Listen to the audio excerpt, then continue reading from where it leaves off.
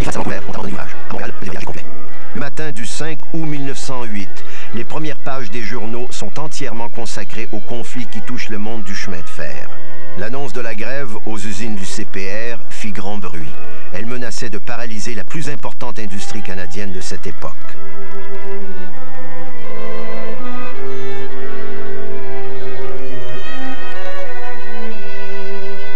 Comme lors des grandes grèves, celles de l'amiante ou de l'aluminium, les ouvriers d'Angus et ceux de toutes les usines propriétés du CPR allaient se mesurer à un géant.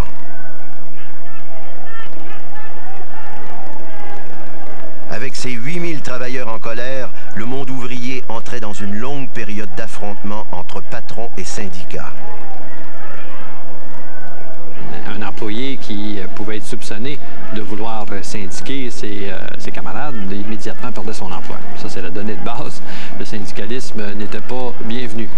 Mais tout de même, la syndicalisation va se faire.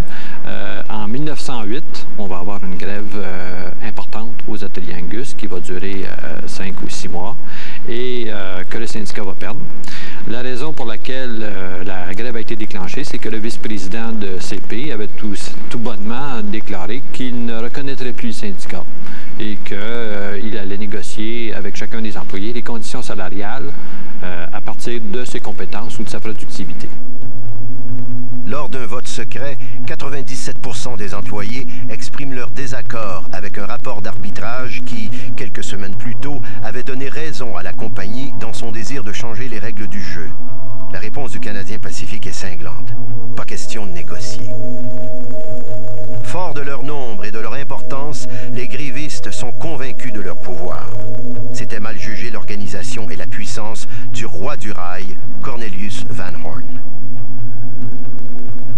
Près de la moitié des employés sont congédiés sur le champ. Des briseurs de grève prennent leur place sous les locomotives. 200 policiers engagés par la compagnie et avec droit de porter une arme avaient veillé à leur frayer un chemin. Pendant que d'autres s'appropriaient leurs tâches et leurs gagne-pain, les grévistes touchent un maigre 5 $ par semaine de leur fonds de grève. C'est peu comparé aux 16 $ auxquels ils étaient habitués. Après quelques mois de grève, les travailleurs sont à bout de souffle. Le 6 octobre, les ouvriers reprennent le travail aux usines Angus.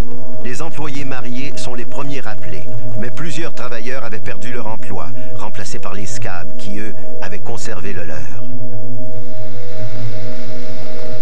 Ce qui va se passer par la suite aux usines Angus aura un impact sur le travail des ouvriers pour des années à venir.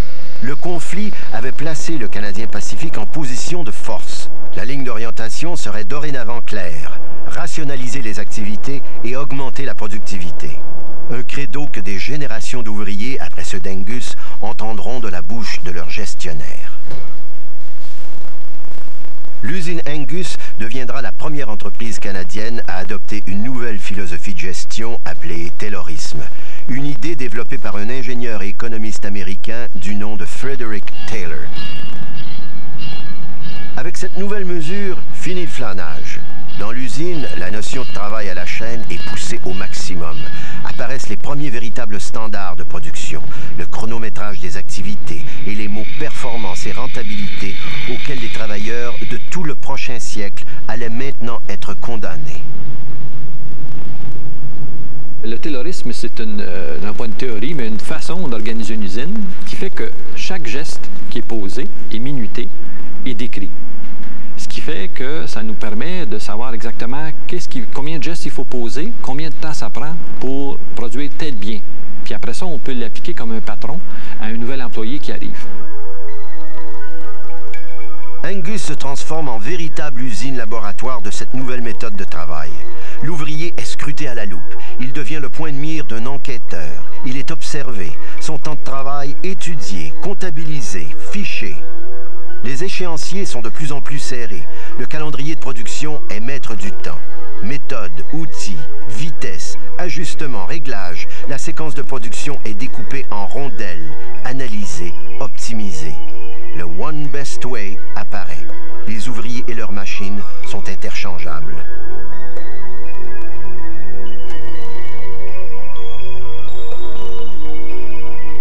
Du point de vue de l'entreprise, ce que ça leur permettait d'introduire, cette façon de procéder-là, c'était le taylorisme permettait de décrire chacun des gestes des employés, donc d'évaluer la performance de l'employé et de le payer en fonction de sa productivité. Alors ça changeait beaucoup les relations entre la compagnie et l'employé. C'était plus le syndicat ou la corporation professionnelle à laquelle était associé, corporation de métier à laquelle était associé l'employé qui fixait les conditions et le salaire, c'était le travail de l'individu. Alors, si on dit que ça prend 2 minutes pour produire telle pièce, donc on peut en faire tant à l'heure, et que M. X en fait un petit peu plus, bien lui, on peut le payer plus. Alors ça a été pour la compagnie, dans un certain sens, un gain, parce qu'ils ont introduit cette façon de payer les employés qui déplaisait beaucoup aux syndicats. Après quelques années de ce régime, Vaughn, le directeur général de l'usine, se frotte les mains. La méthode a affaibli le syndicat et les économies se chiffrent en milliers de dollars. Mais en 1912, Vaughn met la pédale douce. Angus n'est pas une chaîne de montage classique. On répare plus de locomotives que l'on en construit. Les imprévus sont nombreux et un ouvrier capable d'improviser vaut souvent mieux qu'un travailleur réglé comme une machine. Cette tentative de taylorisation du travail a été plus ou moins efficace et un échec. Parce que définitivement, la façon de construire les appareils était tellement personnalisée finalement. On s'est rendu compte, même dans les années 60, où il y a eu une nouvelle tentative de normaliser le travail, que finalement, il fallait souvent, dans le cours du travail, que l'employé se fabrique un outil pour être capable d'aller rejoindre telle pièce ou l'organiser. Les appareils étaient tellement différents dans le détail, pas dans l'ensemble, mais dans le détail, que l'ambition d'en faire une façon organisée, comme on pouvait penser construire des automobiles sur des chaînes, c'était pas possible ici. À l'intérieur des murs, le moral des troupes est à la baisse. Le Canadien Pacifique réalise rapidement qu'une certaine harmonie doit revenir à l'usine. Les dirigeants se tournent vers un autre principe de gestion fort populaire de nos jours dans les grandes entreprises, l'intégration et l'identification du travailleur à son lieu de travail. Les ouvriers d'Angus jouiront alors d'un confort inégalé et qui fera pâlir d'envie bien des employés de notre époque. On construit pour eux un bâtiment entièrement consacré aux activités récréatives.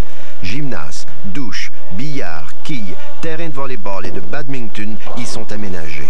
Les usines possèdent un cinéma, une salle de danse et de concert et une bibliothèque riche de 9000 titres.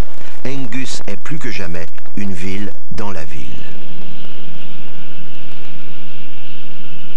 Alors que la paix semblait revenir aux usines Angus, le monde se préparait à entrer dans l'une de ses périodes les plus troubles. Angus sera appelé à y jouer un rôle de premier plan. Les ateliers fonctionnent jour et nuit, mais les locomotives ne sortent plus des grandes usines. Chars d'assaut et obus ont pris leur place. C'est la guerre.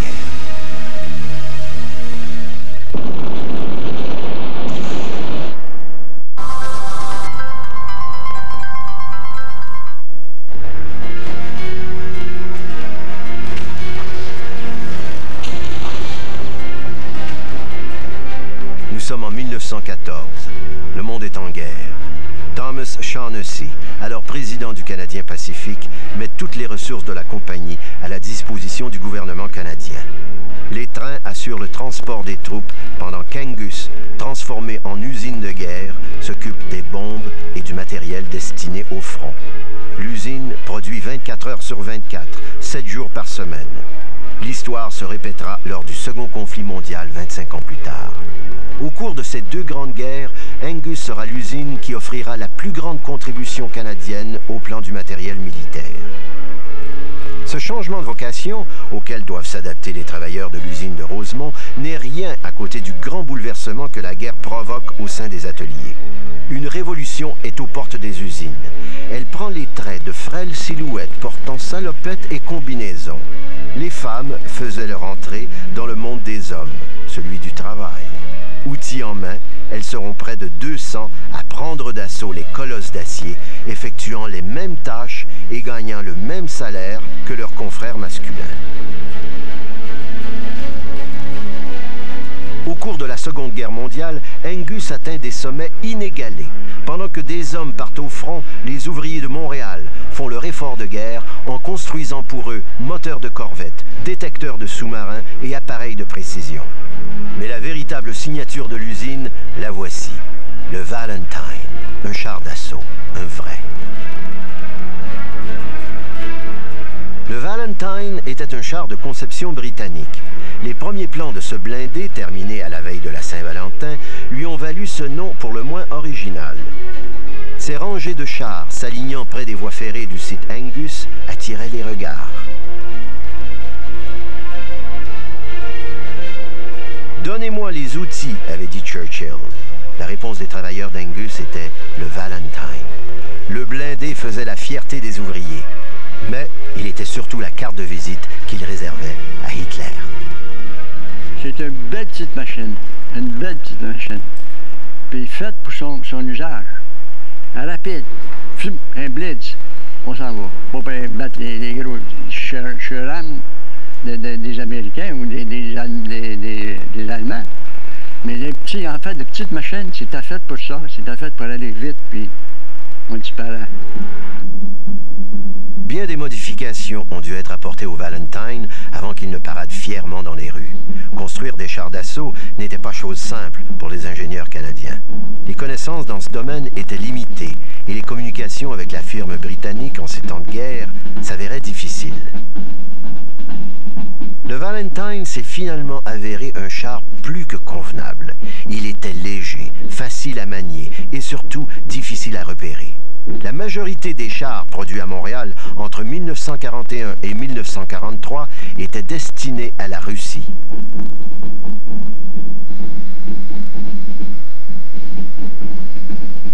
Le Valentine rendit de grands services à l'armée rouge. Mais on raconte que Staline, qui n'appréciait pas d'être tributaire des Alliés pour la défense de son territoire, n'aurait jamais payé aux Anglais la facture pour les Valentine. Au milieu de la guerre, le blindé canadien sera peu à peu remplacé par des chars plus performants et plus rapides. Les derniers exemplaires auraient servi de cible pour l'entraînement des militaires canadiens pendant que des centaines d'autres finissaient leur carrière dans le fond de l'océan. Ah, c'était des bonnes machines. Ont été bien acceptées, ont été bien arrêtées, mais comme je te dis, à l'embouchure de l'Atlantique, les maudits Allemands avec les sous-marins attendaient. Oups, dans un pruneau. Plus bon, lui, hein? Il n'y a pas de bateau à aller avec. En 1990, les habitants du petit village de Telpino en Ukraine, situé à 180 km de Kiev, trouvent un char d'assaut. Ils le retirent de la vase où il gisait depuis la dernière guerre. Le blindé était un Valentine 8A, produit par les usines Angus. 3 employés mandatés par le Canadien Pacifique se rendent en Ukraine pour vérifier les dires. André Langlois, un des derniers patrons des usines Angus, était du voyage. En fait, c'est que le Canadien Pacifique a reçu une lettre de l'Ukraine disant qu'il y avait sorti de la vase un des chars d'assaut qui avait sombré dans la vase durant la campagne entre la Russie et les Allemands dans les années de 1943-1944. Et il y avait sur le tank, sur le char d'assaut, il y avait une plaque qui disait Canadien Pacifique c'est de là que l'Ukraine a contacté le Canadien Pacifique et a demandé pour envoyer quelqu'un pour identifier le tank et le char d'assaut. Et on m'a demandé d'envoyer et d'accompagner une délégation qui était avec des employés qui avaient travaillé sur les tanks Valentine et d'aller faire une mission ni plus ni moins diplomatique et de voir sur place le tank Valentine qui avait été fabriqué aux Angus. Disons que son état était bon. Il avait été un peu amoché par les essais qu'on avait fait de le retirer de la vase. On peut s'imaginer avec l'équipement qu'ils avaient en main en Ukraine, on fait un peu de dommages, mais si on regarde l'état général du tank, il était en très bon état.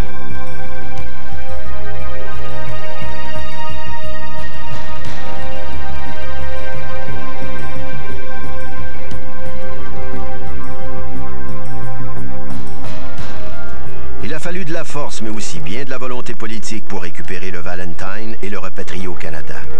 En échange de matériel médical, les villageois ont finalement laissé repartir le bon vieux blindé vers sa terre d'origine. Ce Valentine était l'un des derniers chars à être produit aux usines Angus au cours de la Seconde Guerre mondiale.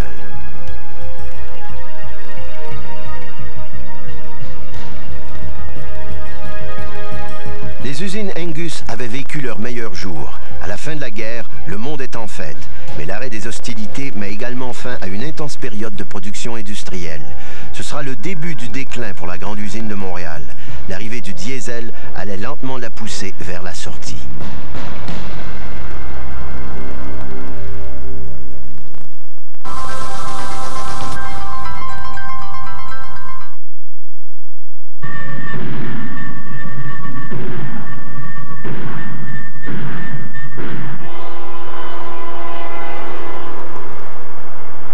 La guerre est terminée. La vie peut maintenant reprendre son cours normal.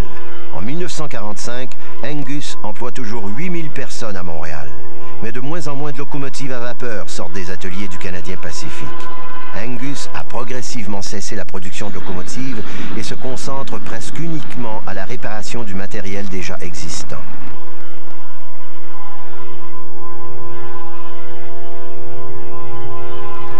Pendant la première moitié du XXe siècle, la vapeur n'avait pas connu de réelle concurrence. Dans les années 20, il y avait bien eu quelques essais de locomotives alimentées au diesel, mais elles manquaient de souplesse et ne fonctionnaient qu'à plein régime. La suprématie de la vapeur ne faisait encore aucun doute. La Selkirk fut un des derniers modèles de locomotive à vapeur construits au Canada. Cette solide machine qui filait à vive allure allait pourtant bientôt finir sa course. Il y a un modèle qui va être développé spécifiquement par le Canadien Pacifique. C'est le modèle dit type Selkirk, que les Américains appellent Texas, mais qui est une machine extrêmement puissante, orientée pour le trafic de marchandises. Donc ses roues ne sont pas très hautes pour faciliter la force de traction. Mais en même temps, ce qui en fait les caractéristiques principales, c'est que c'est une des machines les plus performantes qui va réussir vraiment à faire un travail considérable.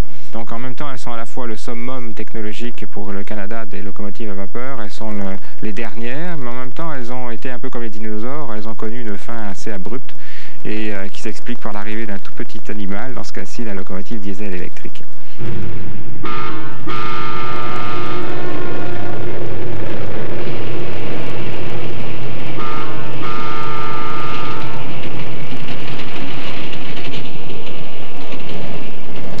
Dans les années 20 et les années 30, le Canada va connaître plusieurs tests de locomotives diesel ou diesel vapeur, diesel électrique, pour voir si le concept était viable. Mais en fait, il va falloir attendre l'après-guerre pour voir introduire au Canada des locomotives efficaces, et en particulier dans les cours de triage. Le Canadien Pacifique, en 1948, va construire la toute première locomotive diesel électrique efficace pour sa cour de triage. Il va confier le projet à la Montreal Locomotive Works. Et cette locomotive, celle-ci, la 70-77, va être en fait, malgré sa petite taille, une locomotive très importante dans l'histoire canadienne. Une de ses consoeurs, en 1951, va prouver qu'une locomotive diesel électrique, quelle que soit sa taille, bat largement les locomotives à vapeur sur leur propre terrain, soit les grandes lignes. Le Canadien Pacifique prend donc rapidement la décision de se lancer dans la construction des locomotives diesel. L'usine Angus est spécialisée dans la réparation et non la construction. Alors qu'il fallait remonter une locomotive à vapeur à tous les 5 ans, les engins au diesel ne nécessitent un entretien majeur qu'aux 25 ans seulement. Angus est déclassé. Les emplois ne cessent de diminuer. Des bâtiments entiers disparaissent. On a commencé en 58, pas tellement longtemps après que je suis arrivé, on a commencé à démolir ce que je disais tantôt, la botte à notes, où on fabriquait nos propres bottes et nos propres noirs. On a commencé à démolir ça. Ensuite de ça, on a démoli l'atelier où on faisait nos roues. On coulait nos propres roues pour les wagons. Alors la demande était de moins en moins bonne dans le sens que la compétition, encore une fois extérieure, nous fournissait des roues peut-être de qualité aussi bonne, mais à des prix qui étaient beaucoup différents. Nous sommes dans les années 60. La voie maritime du Saint-Laurent est ouverte. Les camions, l'avion, l'automobile prétendent au titre de maître des transports et grugent de plus en plus la part de marché de l'industrie ferroviaire. Toutes les compagnies éprouvent des difficultés. Angus n'est pas épargné. L'immense gare de triage Saint-Luc est ouverte. Elle devient rapidement un des plus importants centres de réparation des locomotives diesel au Canada. Angus tente de reconvertir ses installations pour suivre la tendance, mais il est déjà trop tard. La démolition de plusieurs ateliers se poursuit. Les emplois sont en chute libre et disparaissent au même rythme que tombent les murs. Angus disparaît peu à peu. Dans les années 70, on s'interroge sérieusement sur la vocation et l'utilité de ces immenses terrains de près d'1 million de mètres carrés inutilisés et pratiquement abandonnés au cœur de Montréal. L'avenir d'Angus est plus que jamais menacé. Les travailleurs s'accrochent, refusant de voir disparaître leur usine et un maillon important de l'économie locale. La mort d'Angus semble inévitable.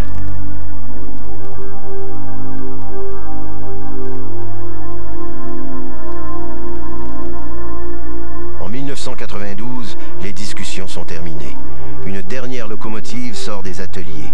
Impuissants, les quelques centaines d'ouvriers qui ont conservé leur emploi assistent aux dernières heures d'Angus. C'est la fin. 950 hommes retournent chez eux. Demain, ils ne rentreront pas à l'usine. Une fois les derniers ouvriers passés la barrière, le directeur général d'Angus, André Langlois, mettait définitivement la clé dans la porte.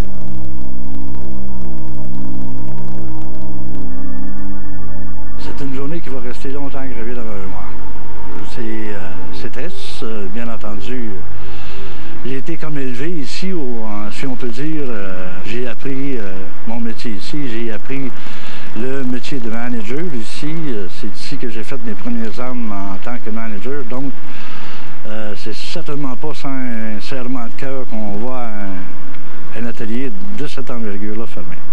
Les usines Angus étaient quasiment comme un patrimoine ici, mais regardez certainement pas d'un bon oeil la fermeture des usines Angus, surtout que dans l'Est, ici, les usines, une après l'autre, fermaient leurs portes.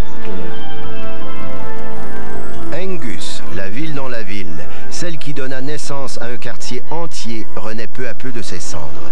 Là où hier encore on construisait des machines qui faisaient la fierté du pays, aujourd'hui on bâtit les maisons d'une future cité-jardin.